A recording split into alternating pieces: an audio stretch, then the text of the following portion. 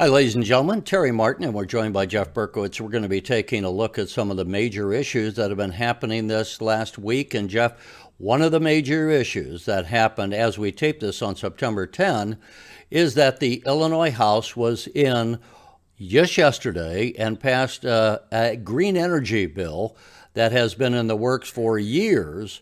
And it passed the House with some changes, and now the Illinois Senate will have to take it up. Just let everybody know we're taping this on September 10. Tomorrow, as we talk about it, as we're taping it, is September 11. A day they used to talk about Pearl Harbor, a day that will live on in infamy forever. September 11 was supposed to be a celebration of being 20 years of no terrorist incident on the homeland. 20 years. Now it's going to be, I don't know, it's not a celebration because now 9/11 will stand for 20 years later. We probably are in trouble within a year. General Milley. Now he tells us after we got the F out of Afghanistan with our 2,500 troops that were making the homeland safe. Now the general steps up to tell us when it's too effing late. Unless we're going to go in and the remarkable military of the United States is going to go in, toss out the Taliban, and make sure that Afghanistan will not be a training ground for terrorists as it was 20 years ago. Wouldn't that be something to report to America today, that America is back? The You know, military is you back. can certainly Well, that debate would be a this. shocker. That would be a shocker, but it ain't going to Yeah, happen. look, here's the thing. Biden, President Biden, wanted to be able to say he was the guy that ended the war in Afghanistan. But as Karl Rove, who was an advisor to President Bush when 9/11 attack happened back in 2001, as he posted today in the Wall Street Journal, he says, "This 9/11, my emotions have changed, shaped by the past month's events. I've watched as the sacrifices of the United States, its allies, and the Afghan people were disregarded by President Joe Biden as he fumbled an already ill-advised retreat from Afghanistan. He calls it a withdrawal and compliments himself.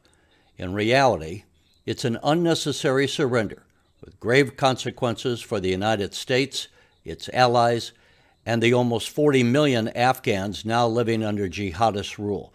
Chairman of the Joint Chiefs of Staff, General Mark Milley, says it could be only 12 months before there is a resurgence of terrorism. And Jeff, that is the reality. The Taliban now are back into power. A lot of people say Joe Biden fumbled this badly, that we never should have given up Bagram Air Force Base. I would draw an analogy. Back when Fidel Castro took over Cuba, the United States held on to our naval base at Guantanamo. We still have Guantanamo. We didn't leave it. We could have maintained Bagram Air Force Base, and with that air power, have certainly not had the disastrous withdrawal where we, at this point, have Americans still trapped in Afghanistan, left behind, where we didn't Right. inform our allies. And, President Biden, as we record this week, was just mandating that we're going to have vaccine mandates for companies. A lot of people are thinking he's trying to pull a rabbit out of the hat just to change the topic away from Afghanistan. But sadly, Afghanistan is still going to be in our future, and now a dangerous to the United States, dangerous to our allies, Afghanistan, with the Taliban back in power. It is not just a somber 9/11 anniversary. It is sadly a disastrous one. Well, it's not just the Taliban back in power, because a good part of the Taliban in power is Al Qaeda, the same leadership that we had in prison and we released, the United States released as a part of a ridiculous deal, are now back off the battlefield, now running Afghanistan. So you got the Taliban, you got ISIS, and you have Al Qaeda all together laughing at the United States, that weakling who is supposed to be the major power in the world, being beat by the Taliban, a ragtag array of, I don't know what the hell you want to say. What ally, whether it's Germany, whether it's France, we got enough problems with those folks, Italy, what ally is going to step up? Australia, Canada, because they can rely on the United States? Sweet Jesus, they can't even rely on the United States to get them out of Afghanistan running with its tail behind it. Well, the I United, mean, really, there's no way to say we this. can't even There's no rely way to say apparently on the United States as we withdraw to get our equipment out of the theater. We left behind over $80 billion of equipment. So not only is the Taliban taken over, but now thanks to the American taxpayer, they have a bunch of nice equipment that they can use to put down the population. Guns, Look, ammunitions, the rest. if you want to be fair, you can't blame it all on Joe Biden. You do have to go back to President Trump and say, why did he start the negotiation of this deal 2 years ago? It was doomed to failure. You gave It was, no, respectability oh to boy, the no, you're entirely wrong on that. no. Well, we don't President, know, the Terry. agreement that went down with Trump was to maintain a force that included holding on to Bagram Air Force Base, and that the No. ground battle was being done by the Afghans, our Afghan allies, and they had the edge because we were providing air support. The Yeah, but Taliban didn't have an air force, and so as negotiated by Trump, the deal was to be out of Afghanistan not no, by the end of April. no, That no. there, Hang there on, are hang on. You're exceptions, but skipping over details. no, let me just finish something, Terry. Then you can say it. There were exceptions that could have been invoked to say that deal isn't on, but that was the plan to The have all the plan troops was out of to Afghanistan. no, that wasn't the No, it plan. was. All We of the were U.S. not troops. going to have 100% of our troops out of Afghanistan. That was never the negotiated agreement.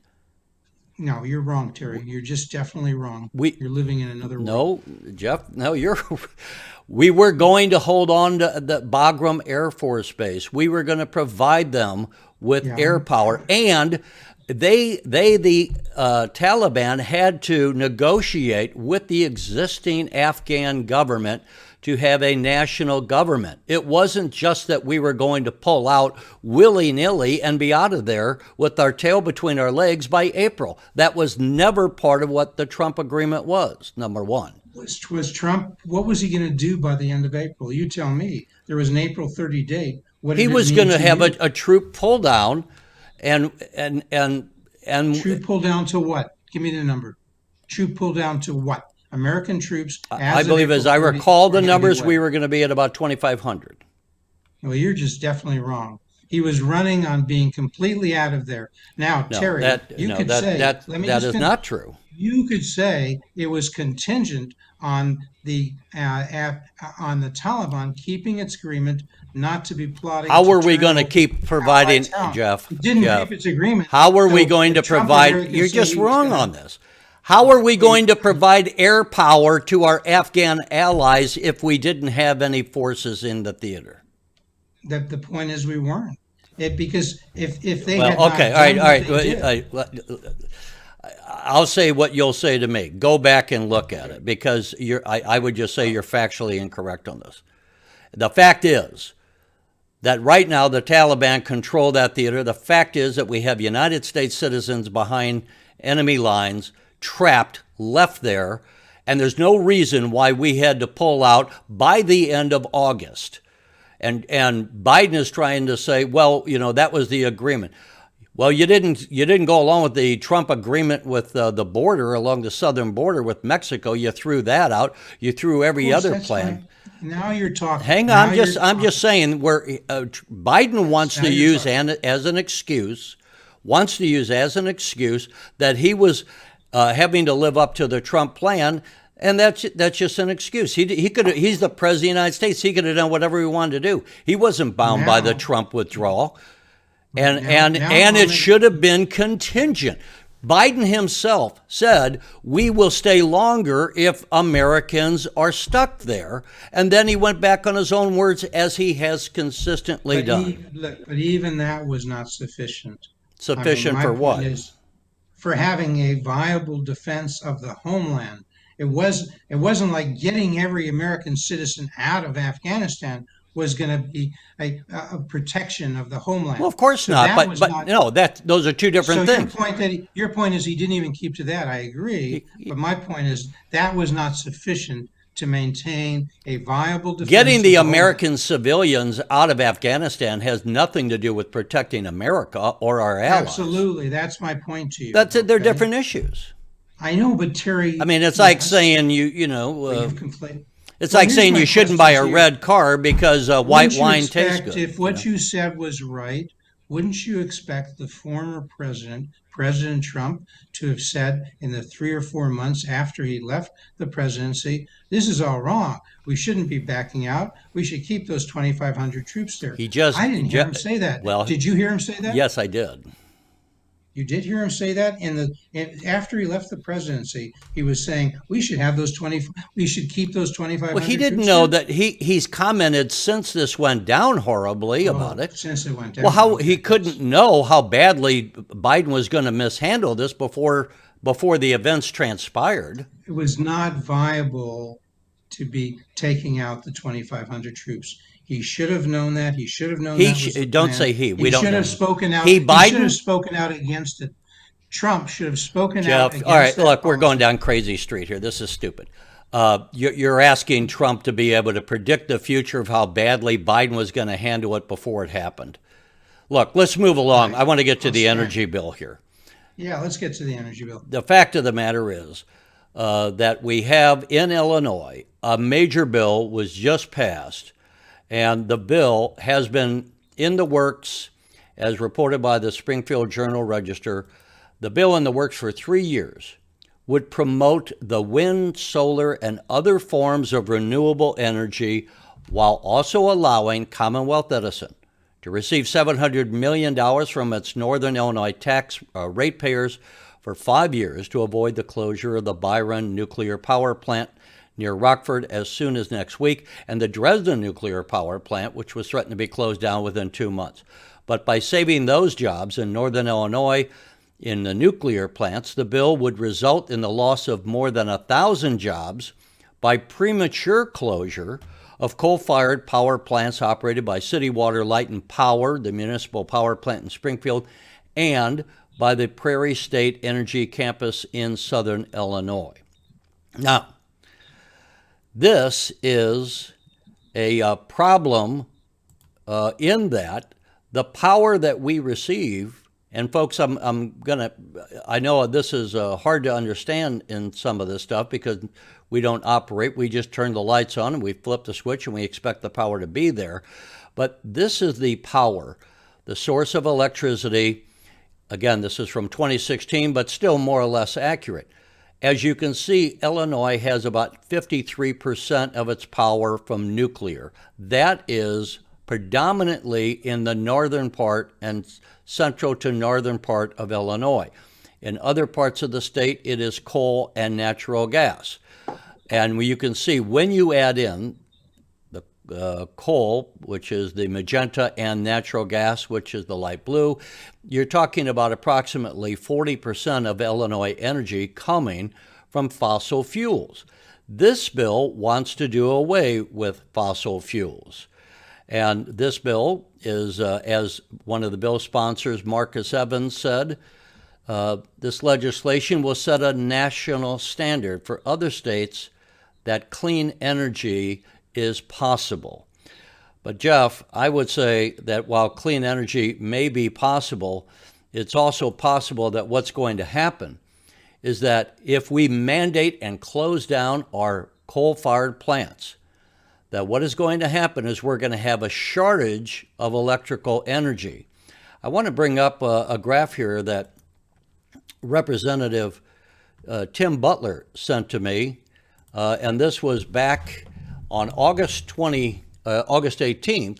Actually, he was standing right next to me. He brought this up on his phone, and this was at 10:15 at night. And Representative Butler showed me that he said, this is a real-time snapshot of where the electricity in Springfield is coming from. As you can see, 46% of our electrical power that evening was coming in from coal.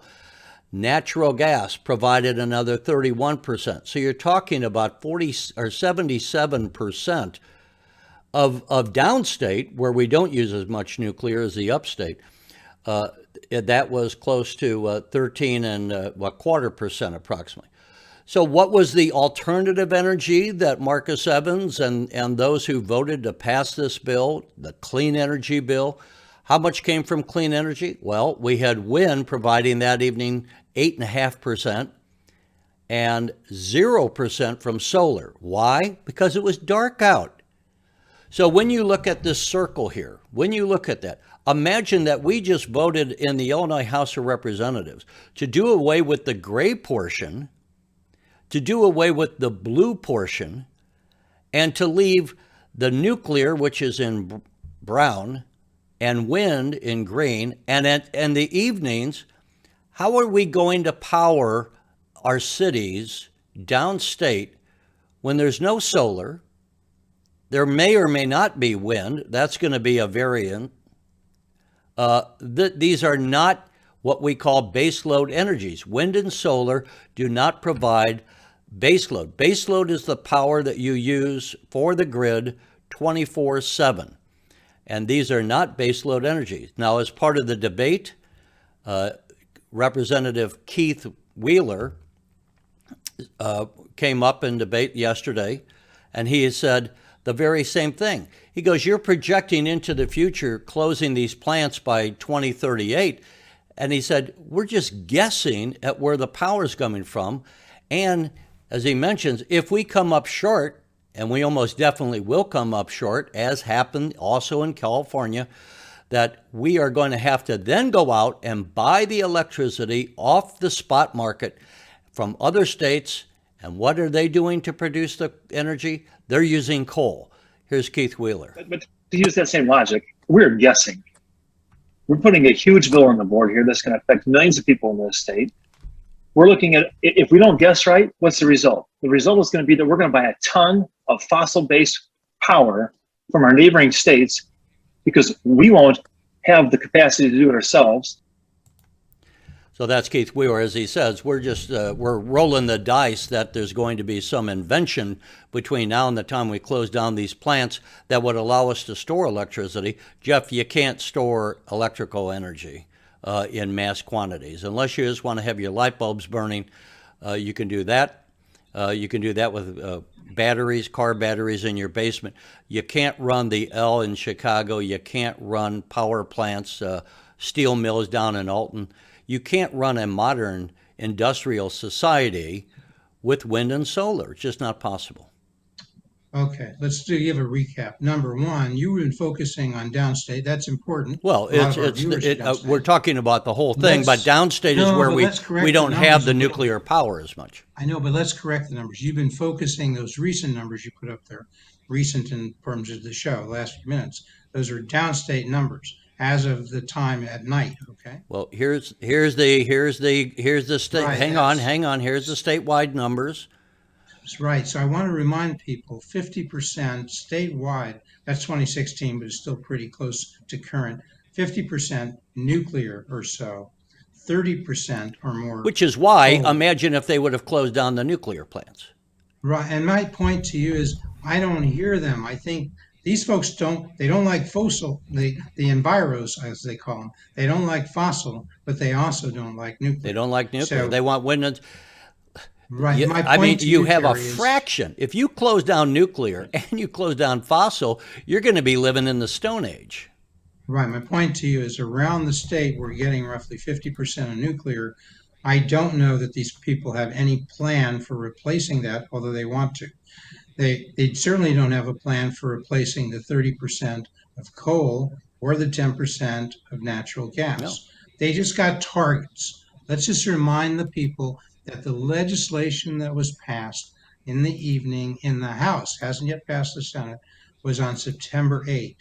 We're taping this on September 10, passed on September 9. We're taping this on September 10. That what passed the House will go to the Senate on September 13th, Monday, If it passes there, the governor will sign it, and they'll trot this out as a major victory because the governor can say Illinois is the greenest state, even better than California. So now he can run for president of the United States on that. And the legislature would say, isn't this wonderful? Reelect us all, keep our strong supermajorities of Democrats. And deputy, whatever you want to call him, leader Marcus Evans and Jay Hoffman and Robin Gable, who were delegated by Chris Walsh, the speaker, to ram this through. They did their work. They said, oh, it's not ramming through, Jeff. We just did what Speaker Madigan did as a diverse representative Look, democracy. here's the reality. Isn't that their argument, Terry? Here's the reality. The reality is what we've shown before. This is political. This is a political vote. This is not improving Illinois. This is, we are going to set the standard for other states that clean energy is possible. And you know what? We've already had California go down this route, as I mentioned before. And California, because of this, has been suffering brownouts. They've been running out of electricity. They've had to go out and turn back on some of these coal-fired plants to have power. The problem that I want the public to know is quite simply this. Yes, a solar panel can provide, electricity to your home, and you can store it overnight in car batteries. But when you look at the cities to run our industry, to fuel the electricity we all need for our jobs, the technology does not exist in the world for the storage of massive amounts of electricity. That's number one. So when the sun goes down, you lose solar power, and you can't replace it. That's number one. And number two, it's wind and solar are not cheaper. They're more expensive. So the other impact is going to be on the consumer, on our businesses, that we are not going to be able to have this cheap energy that we have all used, where, your parents telling you to turn the lights off and you really don't matter because it's pennies. In Australia, where this went through, and they passed a similar bill, the cost of electricity skyrocketed so that retirees are now using their stove once a week because they can't afford to cook every day. Again, a reminder to our viewers, what happened here is short-run thinking, painted as long-run thinking. But all they really wanted to do, folks, is, look, Commonwealth Edison, if you haven't heard, they were threatening to close down some of their nuclear plants. As we said, 50% nuclear is our electricity source. So they didn't want that to happen. So part of this big package was to have a $700 million subsidy, as we've said, to ComEd, also known, the parent, as Exelon. They got that done, short-run solution. They're not going to have to worry about where they're going to get the makeup for that 50% or a good chunk of that 50% of electricity. Long run, they can tout themselves as the gold standard. And nobody's going to know because they're talking about what happens, folks, in 2045 or 2050. Those are the dates. Do we cut down carbon emissions by 2038 of those two plants they're worried about in downstate Illinois? Really? Do we? 2038? Folks, remember, it's 2021. Okay. Or, in 2024, they're projecting, the rate increases here, they're going to make this profitable Exelon even more so. They're going to go from 800 million profits next year to $1 billion in 3 years. Is that what's going to happen? Are they going to tell you about that? We just did. I don't think you're going to see those ads coming out. Oh, isn't that great? Or AARP says your average bill is going to go up, and it might be a modest this is $15 a month. Okay, who's telling you about that increase that your legislature just passed? Who's telling you what is the Republican point of view here? Did you hear the message? Because remember, there are 45 Republicans in that General Assembly. Do you know what the Republican point of view? Do you know what Jim Durkin's point of view? Let me jump in and say something. Dan McConkey, because I don't. Maybe you do. Look, a couple of things. One, when we have the news, I've done local news. When you have the local news and you report on this bill passing, you're doing your job in a way to recover. You're telling the details, but we're trying to put this in context that, folks, the legislature is voting to remove key parts of our energy in Illinois. And they can't replace it with clean energy. So when Marcus Evans says we're going to demonstrate clean energy is possible, you don't make clean energy possible by passing a piece of paper through the legislature. Clean energy is produced, and you either have the ability to produce it or you don't. Coal works, nuclear works, natural gas works. Yeah, Wind and solar are not the power sources that are 24/7 available. They are not that base load power. why don't we pass a law? Why don't we pass a law in Illinois that requires all the legislators to not use the word clean energy and say wind and solar, and say that electric gas you thought was clean, it's no longer, okay? Nuclear you thought was clean, it's no longer. So the new law is, folks, we're not going to use the word clean energy. They're going to tell you wind and solar are going to do it. You're going to vote for them based on wind and solar. They're going to tell you this bill says there are 5-year checkpoints. And we look and say, are we moving toward a reliable energy grid? And that's what got 10 Republicans, apparently, in the General Assembly to support this. That faith and that 5-year checkpoints, I haven't even heard about it. I don't even know if Terry knew about it because it's buried there somewhere. It's meaningless. The folks, the main point out of this is a sham. Illinois needs to get control of its government from the local and moving up. Next week, we'll be talking, I believe, with Jesse Sullivan, who's running for governor in the Republican primary. And we'll see, has he got a different point of view than Governor Pritzker? Jeff, you've talked to him, but tell us who Jesse Sullivan is and, a little bit about Jesse Sullivan is some people view him as a breath of fresh air. Well, wait a minute. You skipped over. The man is going to be announcing his run for governor. He already has announced it because we're taping this on the 10th. I mean, most people have not heard that. They don't know who Jesse Sullivan is. He's a Republican running for governor of Illinois. He's from Petersburg, Illinois. So I think you kind of missed the headline there, okay? Now let's tell them why Jesse Sullivan matters and a little bit about him. Right. He's a venture capitalist. Somebody will say he's another businessman. Rauner is a businessman. Pritzker is a businessman. No, this is a different type of guy. And give him a chance to tell him. You'll see him give him a chance when we interview him next week. You'll see that in a week or two, and then you can make your own mind. Is he a breath of fresh air? He's a venture capitalist. That's different than what Bruce Rauner was, different than J.B. Pritzker was. He's excited about having an impact. He's been doing it for 5 years. We've got about 1 minute. It's a global company, Alter Global. It's a big company. He's raised $11 million in 1 week. That's a big deal because the 3 guys in there haven't raised $1 million. Okay, in about 30 seconds we have left. Where is he in the race for governor? Do you think he's a viable candidate? I think that $11 million makes you instantly viable. He's got to build an organization. I think he can do that. He's got a wonderful family. He believes in faith, family, and service. That we haven't heard a lot of. He's got 4 kids, 1 on the way, and 2 foster kids. He's talking values. He's talking efficiency of government. He's talking attracting jobs and business and people back to Illinois.